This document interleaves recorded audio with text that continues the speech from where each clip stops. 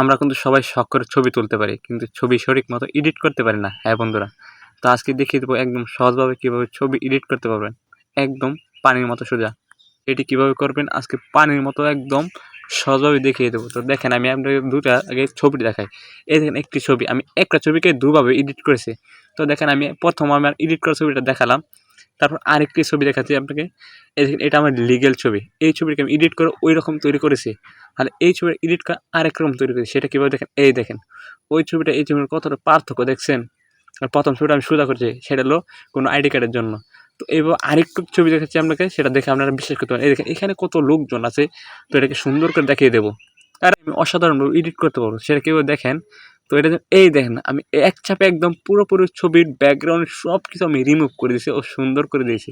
তো আপনারা সেটি করতে পারবেন একদম নিজের হাতের স্মার্টফোনের এসে, যে কারো কাছে যেতে হবে না। তার জন্য কী করতে হবে, আপনাকে একটি অ্যাপ্লিকেশন লাগবে। আর অ্যাপ্লিকেশন আমরা সবাই ইউজ করি সেটাই।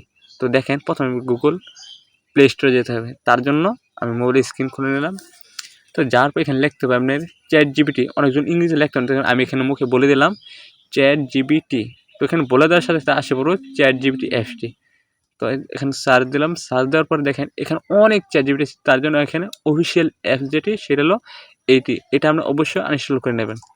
এটি করে দেবেন, আনইনস্টল করে নেবেন। আমার তো ওপেন আছে, তাই আমি ওপেন করে নেব। আপনারা সবাই আনইনস্টল করে নেবেন অবশ্যই। লোগোটা দেখে নিন, কারণ এই লোগোটাই লাগবে অবশ্যই। দেখেন, তো আসার পরে দেখেন এখানে আমাদের ওই কর্নারে দেখা যাচ্ছে প্লাস আইকন, এখানে চাপ দিতে ফের ব্যাক হয়েছে।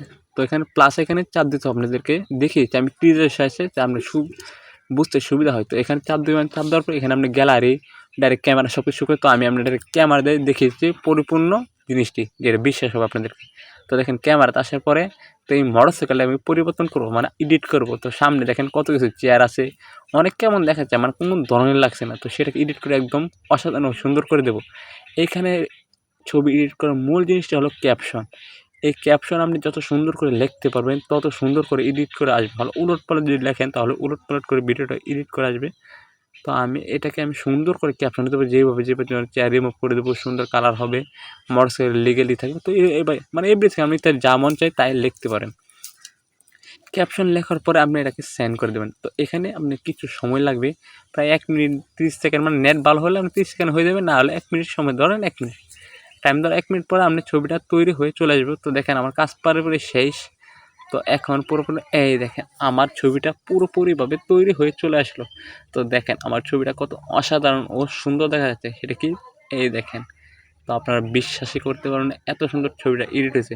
বিশেষ করে দেখেন, আমি জুম করে দেখেছি, কোনো ফ্যাটেছে না, কোনো দাগ রয়ে নেই, কোনো কিছু নাই ভাই। একদম পিছনে ব্যাকগ্রাউন্ড সহ আমার ঠিকঠাক আছে। তো সেটা দেখা হচ্ছে, তো দেখিয়ে দিচ্ছি আপনাদেরকে জুম করে আমি। তো দেখেন, আমি বিশ্বাস না হলে এই দেখেন এই ছবিটার মধ্যে কত কিছু দেখছেন। এই দেখেন ছবির কত সমস্যা, ওটা আমার কোনো সমস্যা আছে, ব্যাক রিমুভ হয়েছে, চেয়ার রিমুভ হয়েছে, পিছের ব্যাকগ্রাউন্ড ঠিক হয়েছে। তো আশা করি সবাই আপনারা বুঝতে পারলেন। নতুন হলে অবশ্যই ভিডিওটা লাইক, কমেন্ট, সাবস্ক্রাইব করে দেবেন। আল্লাহ হাফেজ।